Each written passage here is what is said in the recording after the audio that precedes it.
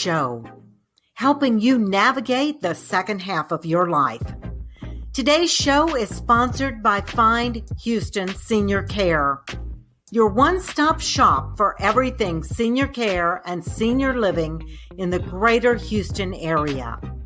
Visit findhoustonseniorcare.com today. And now, here's your host, Catherine Watson. Hey, welcome everybody back to the Life After 50 show. I'm Catherine Watson, and I'm your host today. We're going to be talking about your brain today. So I've got an expert on, yes. To have a good, healthy brain. We want to go through the rest of our life with our brain working at its best. So how do we do that? We know how to keep our physical body working good, and but how do we keep our brain working well? And the last year has proven especially challenging for so many people. The pandemic, we all have been through it.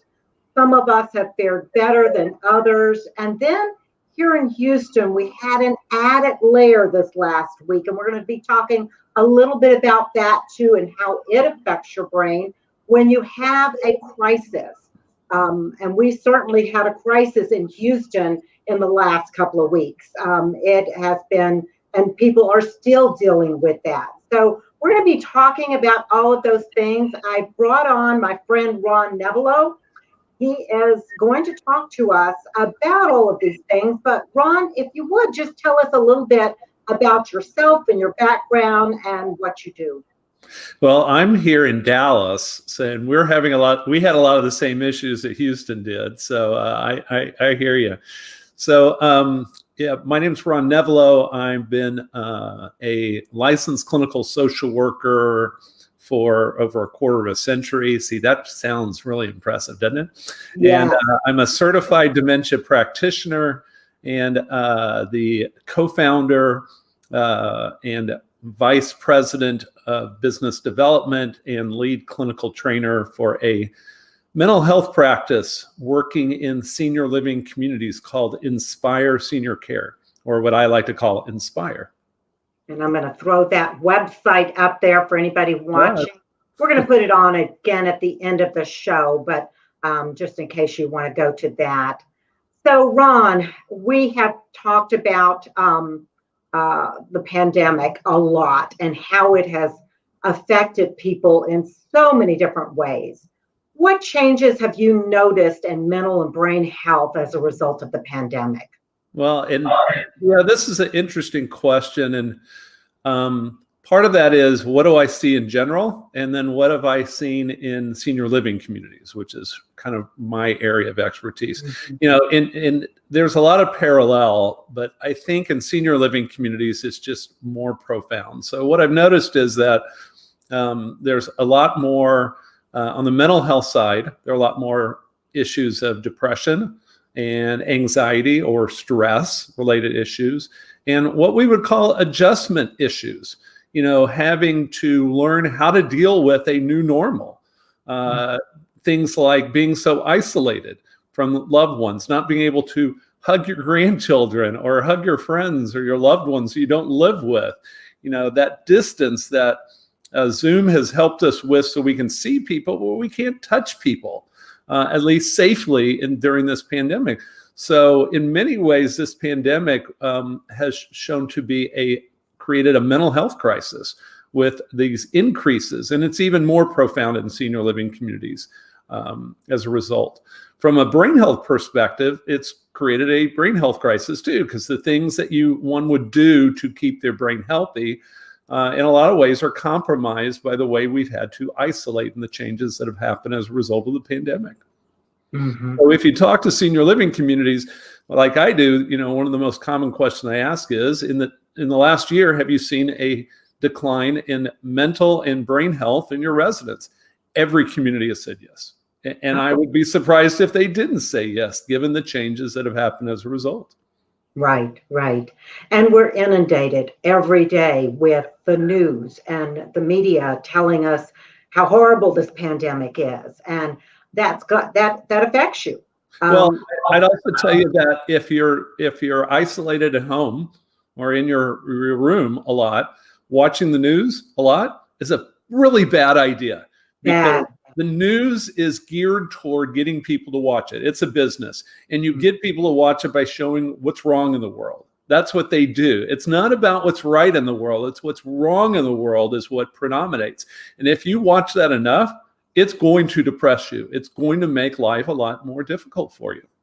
Yeah. Ron, in the beginning, when this whole thing first started, I found myself just riveted watching the figures. I had a website that I went to every day to check and see how many people had died, how many people were getting it, blah, blah, blah, blah, blah, and I found my anxiety levels increasing. And my husband was doing the same thing, and we were watching the news and all of this stuff. And finally we said, we got to stop this. We've got to stop this.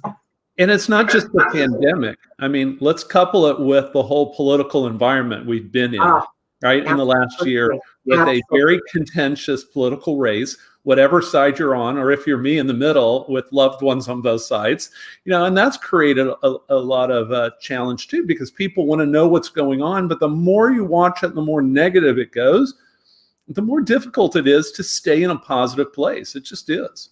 It is. And it's hard when you're already isolated from people because of the pandemic. And now there's a further barrier of political divide. We've got very differing opinions, and you don't see the same as your brother or your sister that you used to communicate with often, or whoever it is, or your best friend maybe has gone on a different route and they're believing a different set of beliefs from you, and it's hard. And I think all of these things have affected what's going on.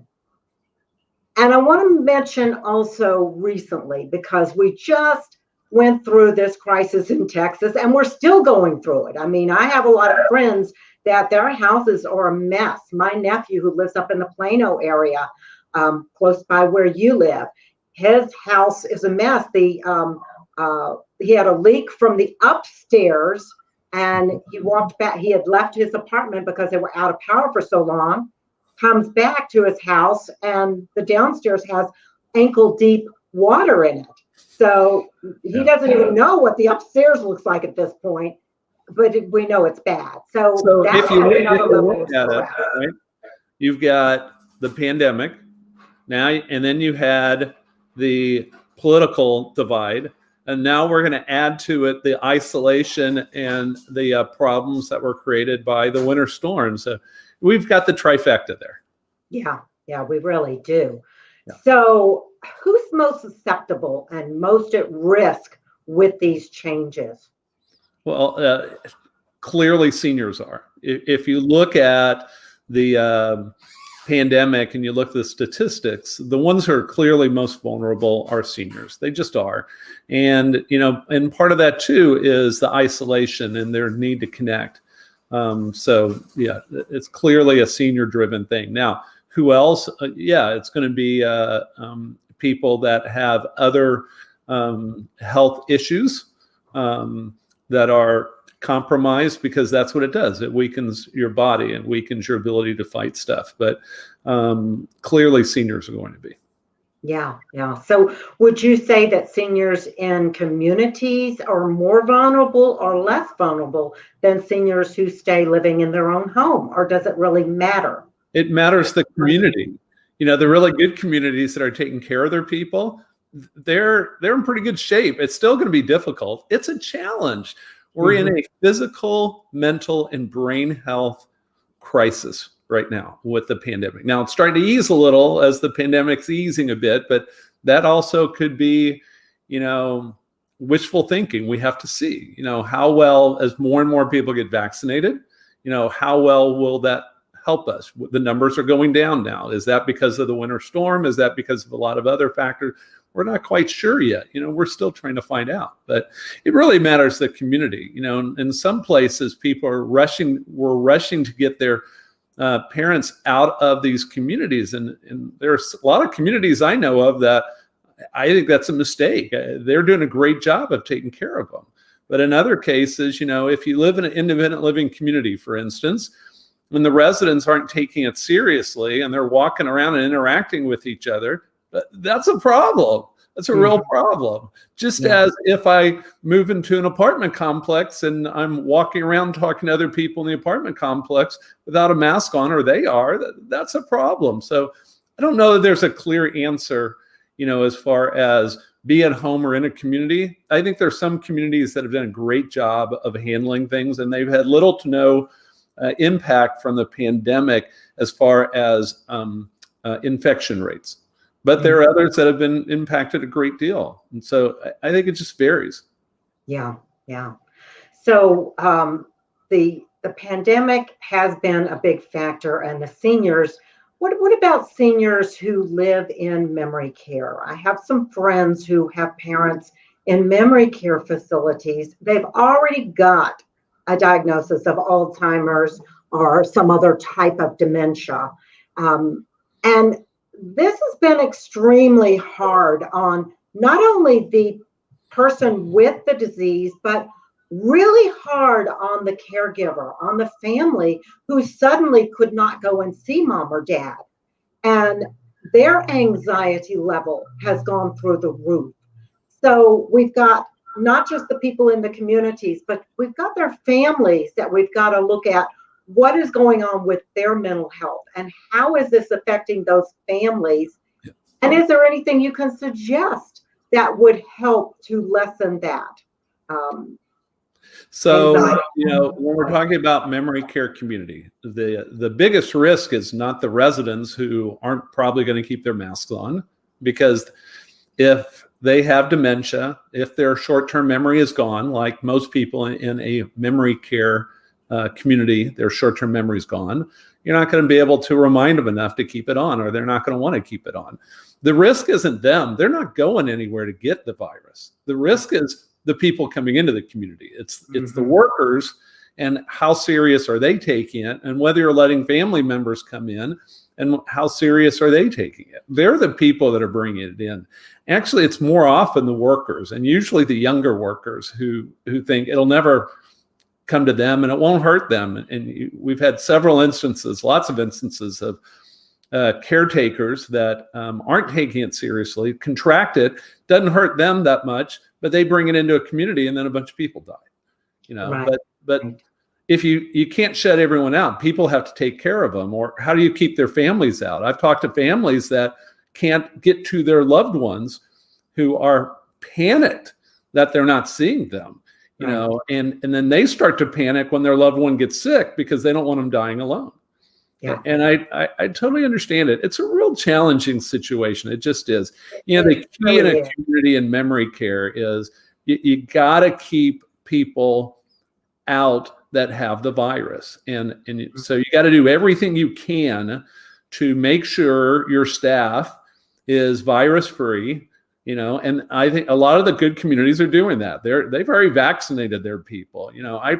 We're in communities, Inspire's in communities that are taking care of people at the door. They're trying to take care of the virus and knock anything out early on. It's really kind of interesting. So what can you do if your loved one is in a community and you can't get to them? What you would do is you need to make sure and demand, if you need to, that community help you communicate with them. So like we're doing now, like Zoom calls has become the big thing, or any type of getting them on a computer or a iPad and making the phone call. Now, how are they going to do it, the seniors? They're not. The community member, the staff people are going to have to make it happen. They're going to have to hold that screen up and hope, because it doesn't always work, hope that their resident is going to understand what's going on, that they're talking to their loved one on the screen live. And they're going to have to hold that screen for them. It's hard. I can remember setting up a FaceTime call for my mother-in-law who had dementia and was in her 80s, with her brother who lived up in Virginia rather. And she just couldn't figure it out. She kept saying, it's Sonny, he's talking, and I'd say, talk back, and it was really hard because she just couldn't grasp the technology and how it worked. Yeah. And she didn't really understand what was going on. Yeah. There's a company in Houston called Handle with Care that was really innovative. They created this kind of a booth thing that people could walk up to. Not only could they see each other face to face at the community, but they had hand things that they could put their arms and hands through, and they could hug.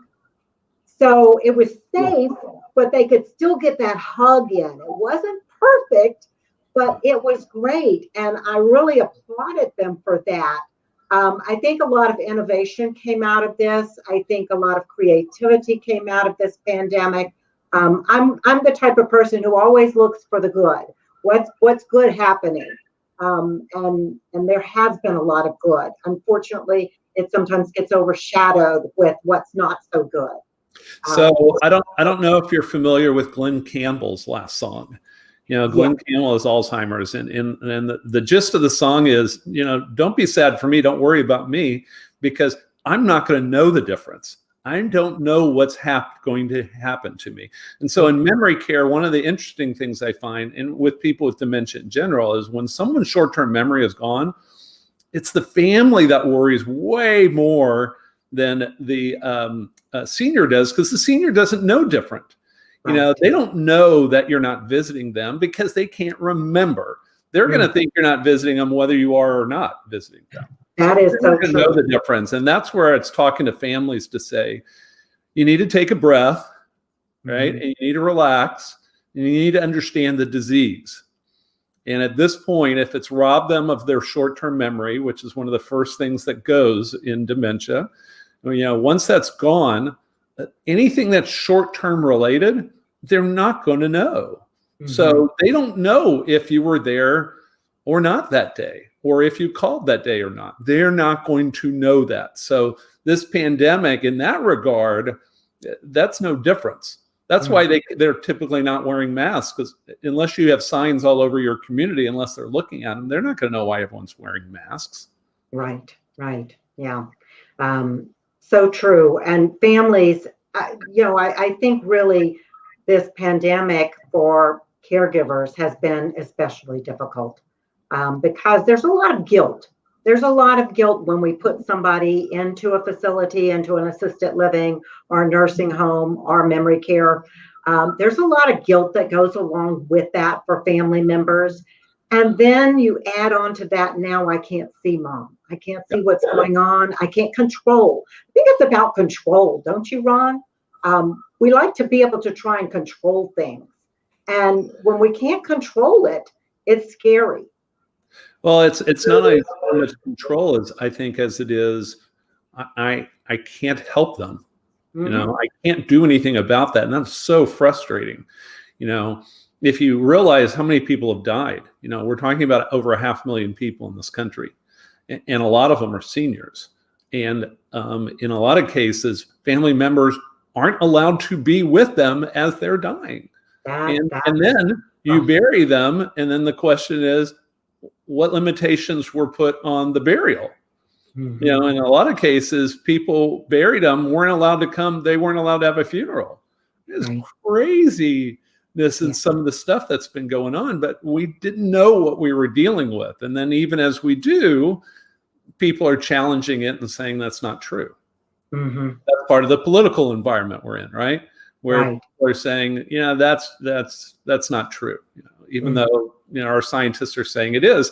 And it becomes tough because the scientists get challenged because at one point they didn't know something. And so someone throws out and says, well, you used to say masks weren't important and did it. Well, back then, maybe they did say that, but now they know differently. It's a crazy time. It just is. It is a crazy time. So what would you recommend for people to get back to that healthier state? Because that's what we all want. We want to be healthy in every way, physically, mentally. What can we do now to do that? Okay, so what I would say is the most obvious one to me actually is severely limit your intake of news. Like if you're getting more than an hour a day, you're getting way too much. And that includes reading it too. Okay. Mm-hmm. Whether you're reading it online or you're watching on TV or watching it on however technology you get the news, if you're getting more than an hour a day, you're getting way too much. It's just going to take you down. It just is. Second thing I would tell you is you have a great opportunity now to connect with people visually. I have talked to relatives and friends I haven't talked to in years through technology. I use this to talk to a friend in Australia. Okay. Isn't it great? If I can talk for free to my friend in Australia, you can talk to anybody. We've had multiple family reunions during this pandemic that we wouldn't have had otherwise. It's just learning how to work the technology, because Zoom can be free, or it can be pretty low cost for the extended version, or you can find someone that's already gotten it. In my family, it's pretty easy. I need it for business, so I can use it for personal too. It makes it pretty easy. But that connection's important. So when I say, well, I can't even see my friends anymore. Yeah, you can. Get them on Zoom. You need to see their face live talking to you. You need to interact with them. It's more than a phone call. It's being able to see them face to face, like, kind of like what we're doing now in this interview. And seeing them without a mask on. Because nowadays, if you see somebody in public, they've got a mask on, and that does change how you interact with somebody, because you're not seeing all of their expressions. Yeah. And our faces are very expressive. Some people's more than others, but we get a lot of our communication from the visual. Yeah. So I'm with you on that. I think technology, and one of the great things I think that's come out of this pandemic is so many people have learned how to use the technology. It used to be a challenge to get the family together on any technology, a video call, but now it's easy because they all know how to use it. Yeah, it's made a lot easier in my family where they don't know it so well. We'll help them through it, and then it begins to work. So those are a couple of things. Some other things I'd say is self-care is really important now. When I'm hanging at home all the time, I can start putting on a lot of weight, because if I'm watching a lot of news and I'm getting depressed, and if one of my ways of coping is through food, I can put a lot of weight on. And I tell people, you need to be exercising now. If you got a lot of time in your hands, exercise. And if you want to cope by eating, exercise. But self-care becomes a really big thing. Another thing I'd tell to help your mental state, laughter. Laughter is a great thing. And if you know technology, you can get to it. YouTube has current stuff, has old stuff. I pulled up stuff from the 1940s, 1950s, stuff that I remember from my childhood watching on TV, and it was old then. Okay, because I'm not 40s, 50s, but it was even old then, and I'm pulling it up. You can watch anything that used to make you laugh or currently makes you laugh, or go on to Netflix if you've got it, or Amazon Prime, and find current comedians and sing if any of them make you laugh. You'll find new people. There was this couple, don't ask me their name, but there's this couple that are both stand-up comics, and they do their own routines, and then they do a routine together. Hysterical. Laughter helps. So having people to talk with, and connecting with them, laughter is really good. And then the last thing I'd tell you is, and I always tell my clients, I have a private practice also. This is one of the big things, is recognize the story in your head. What's the version of what's going on that you're thinking about? Because the more you think about it, the bigger it gets. So when I talk to a friend I haven't talked to in a while, most common question that I get is, so how's it going? And my response typically is, which version do you want? The half empty or the half full? Because they're both versions. Now, the more we're focused on the half empty, which is true, we can talk about how terrible a lot of this stuff is and what it's cost us. But the more we're focused on it, the bigger it gets and the bigger impact it has on us. But wherever there's a half empty, there's a half full.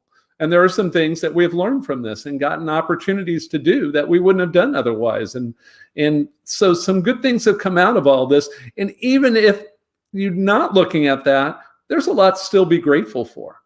And you got to be aware of that. And the more you focus on that, the bigger that becomes. Yeah.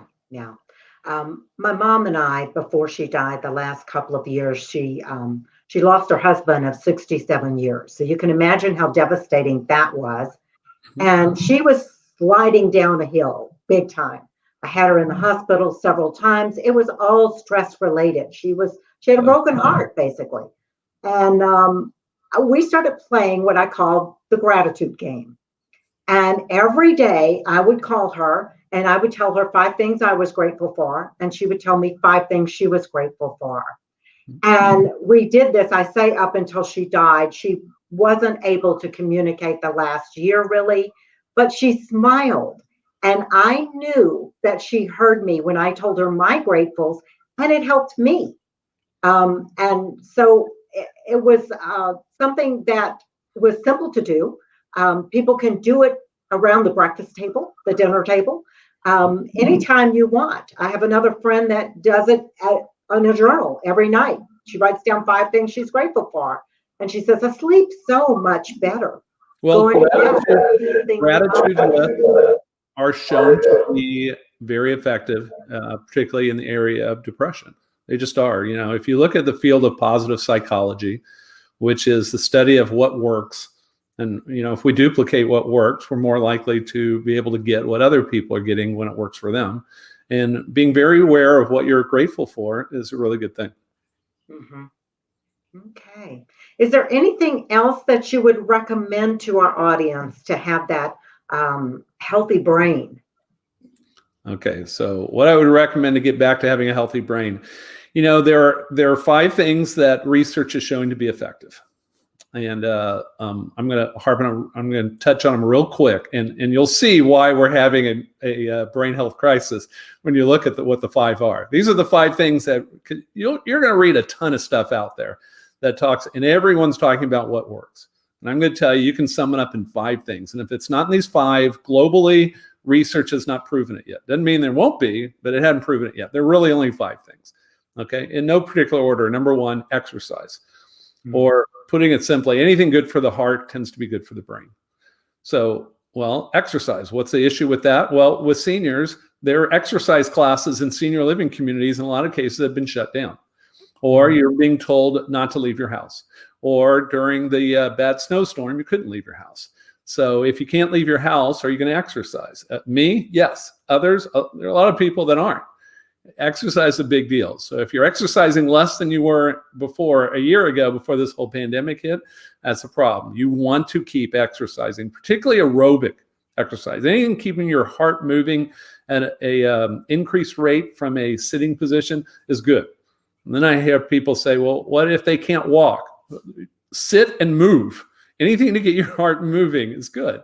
There's sit and fit classes online that you can watch. You know, there's tons of YouTube videos for all kinds of exercise, whether you want yoga, Tai Chi, just aerobic exercise. It doesn't matter. There's something for you out there, and you can access it free. Yeah, and a lot of the places that were offering these classes in-house are now doing them online anyway. Mm-hmm. You know, so there's a lot of stuff that you can really be doing. So when someone says I can't, I'm like, yeah, you can. Walk around your room, walk around your house. You know, anything you need to do, just move, exercise. Keep your body moving. Yeah, exercise. Second thing for the brain, which is probably second thing for the brain, social interaction. Well, we've been isolated, and in senior living communities, they shut down a lot of these social activities. So social interaction has been greatly curtailed during this whole pandemic. And then, of course, with the snowstorm too, on top of it, but with the pandemic. So our ability to interact socially has been compromised. Once again, why it's important to talk to people, to Zoom with them, or whatever means you want to do to connect and talk to people becomes really important. A third thing that research shows to be effective is brain foods. What I'm calling brain foods, others are calling brain foods, which, you know, there's a variety of them, but the gist of it is it's blueberries is your number 1 food. Blueberries, strawberries, salmon, tuna, broccoli, kale, spinach, nuts, coconut oil. Interestingly enough, dark chocolate in limited amounts. I wish it was milk chocolate. If it was milk chocolate, I'd be in great shape right now. But dark chocolate. But there are certain foods that are shown to be good for the brain. You can go online and pick up what those all are. But, you know, eating more of those is a good thing. And sugar, refined, bad for the brain. Such a shame too. Number 4, taking care of your physical and mental health. That's the broad category. That's a huge area. So when I see more than 5 things that people are talking about for the brain, it's because they took that category and they split it up into a lot of things. So what are the things they're going to probably tell you about? They're going to tell you that high blood pressure is bad for the brain, so keep your blood pressure in check. They're going to tell you that your cholesterol, that they're finding a link between high cholesterol and brain health issues. They're going to tell you to drink less alcohol, not use other drugs, or curtail the use as much as possible. They're going to tell you not to smoke, keep your weight down, keep your diabetes in check if you have it, stuff like that. They're going to tell you keep hydrated, get enough sleep, all these stuff. It kind of falls under this umbrella thing I'm calling take care of your physical and mental health. And then the 5th thing is challenging cognitive activities. And so when I talk about challenging cognitive activities, I'm talking about doing anything that really presses you to work your brain. Hopefully something fun, but really presses you to work it and then potentially have to use it later. Like going to a lecture is a cognitive activity. You want to make it challenging? Tell someone the next day or next week what they talked about. Now you're really getting it. Or learn. The best thing you can do for a challenging cognitive activity is learn something new. It's absolutely the best thing. Learn anything new. It doesn't matter. Learn a new language. Learn more about technology. You know, me being on Zoom is learning how to use Zoom more effectively. Exactly. Anything you do, learning new. There's actual research that shows learning how to knit or learning how to do digital photography is good for the brain. It's not the what, it's the learning new things. And it's the challenging yourself to push yourself out of your comfort zone. So one of the more common questions they get is, what about this like games, computer games like Lumosity? Is that good for you? And my answer is, if you do it by yourself, the research says not effective. It's a cognitive activity. But people won't challenge themselves enough individually. They want to win the game. So you need someone to work with you. You know, like with my company, that's what we do. We work with people in these types of activities and we push them. We find out how hard we can make it to where they can get a perfect score, and then we make it a little harder so they can't. And then when they can finally get a perfect score because they've done it enough, good, then we'll make it a little harder again. It's the challenging part that's important in the cognitive activities. So I have a lot of people that think, well, if they're doing crossword puzzles or they're doing word finds, they're fine. And the reality is, if they want to work on their short-term memory, neither one of those works on short-term memory. It works on long-term memory and on word retention. Neither one does short-term memory. So if you want to work your short-term memory, learn something new. That's a great thing. There are even things online like Duolingo.com where you can learn a new language. I love Duo. Yeah, interestingly enough, if you're a Star Trek fan, Duolingo.com will teach you how to speak Klingon, which is a made-up language in the Star Trek series. Funny, really? Hysterical. That is hysterical. Yep. That is interesting. So, Ron, we are running out of time. I want to talk about your company a little bit. I'm going to put the website up. And in a minute, I'm going to give people a phone number as well if they want to reach out. But tell us how your company works. And I know you go into senior communities. Do you also work with individuals? Just tell us a little bit about how it all works. So Inspire is a mental health practice that works with seniors, typically living in senior living communities. There are some exceptions. If you live in a home or apartment right near a community where we're at already, we'll see you typically. Or during the pandemic, we're doing a lot of telehealth. Telehealth lets us see anyone anywhere. If you can do telehealth, we'll see anyone anywhere. We're actually nationwide, but right now we're focused in Texas and in Illinois. But what we do is we go into a senior living community, independent living, assisted living, memory care, one of those 3 types.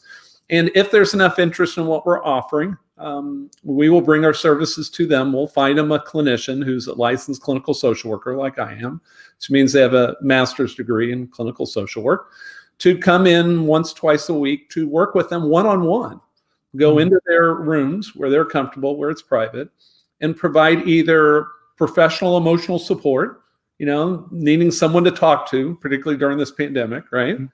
Or mental health counseling if, you know, they're dealing with things like depression or anxiety. Or we have a one-on-one brain fitness program. And it's really the brain fitness program that's unique. There are other mental health practices going into communities, but we're about the only one in the state of Texas, one of the few in the country doing a brain fitness program. And it's a one-on-one program where we evaluate them to see if they even need us. And I'll tell you that a lot of people need us and don't know it. And by the time they figure that they need us, they've waited too long, they already have dementia. Our program is actually designed to prevent dementia. If they will do what we tell them to do, we can prevent it. It's because we're doing the 5 things, right, that I talked about. Right. And if they have dementia, then our program's designed to slow it down. Because once you have dementia, it's progressive illness. It's going to get worse. It will only get worse. We don't know how to make it better. So what we do is work to slow it down. But it's coming into it's like talking to them. We're like a friend that comes in to visit and talk to them and play games with them. That's what it seems like, at least for them. Mm-hmm. And the cool thing about it is we don't have them sign a contract, so they're not obligated to do it. If they have traditional Medicare, it's covered so that their only out-of-pocket would be if they have an unpaid annual deductible. So we're waiving copays. If they don't have traditional Medicare and they have one of these Advantage plans, it matters the plan. Mm-hmm.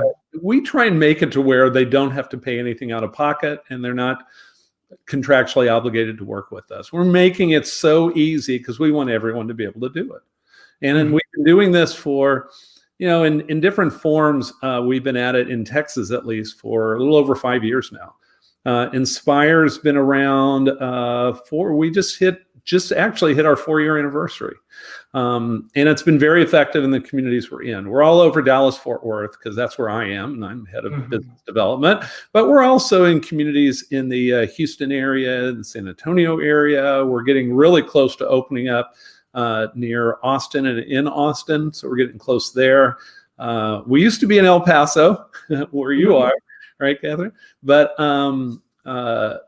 we'll go anywhere I can find enough interest to attract a clinician, because our people are contractors, to come in and do the work, and then we'll train them to do what we do and how we do it. But it's a great program, and what we do is, these senior living communities typically are doing 4 of the 5 things you need to do to keep your brain in good shape. The one thing they can't do, they're not set up to do, is one-on-one challenging cognitive activities, and that's where we're focused on. We'll encourage the residents to do the other 4 things, exercise, social interaction, eat brain healthy foods, and take care of your physical mental health. But we'll take care of that 5th one. That's the one that we can do that communities aren't set up to do. They can't do that. So we come in and we help them. Mm-hmm. Well, good. I also have a phone number here I'm going to put up for Ron. So if you want to reach out to him and bring this into your community, or maybe you're an individual and just wants to get more information, you can either go to the website I put up or reach out by phone. Ron is also going to be a facilitator of a conversation circle at the upcoming senior conference. That's going to be on March the 12th. And you can go in and register. I believe the website is launching today. You can go in anytime, and if it's not ready for you to actually sign up, you can put in your email and we'll get back with you as soon as it's launched and say, hey, it's ready now, come in and sign up. It's free, completely free for seniors or anybody that wants to attend. Great information. Seniorconference.com. We look forward to having Ron there. I think he's going to be a huge asset. And I believe in April, you're going to do a talk, right? Is it April? Yeah. In April, we'll have another conference. He'll be doing a talk.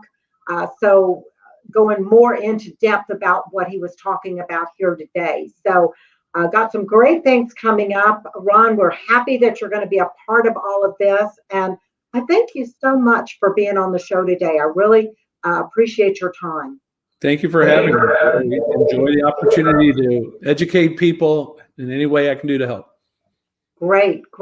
So everybody, looking forward to having you show up next week. I've got a great guest for us. She's going to be talking about how to use apps, and a company called bridgingapps.org that will help you learn how to use these apps and find senior-friendly apps for you. So you need to find out about that. See us next week. Thanks for joining us on the Life After 50 show, where we help you navigate the second half of your life. Join us every Wednesday live on Facebook, YouTube, or wherever you listen to your favorite podcast. And don't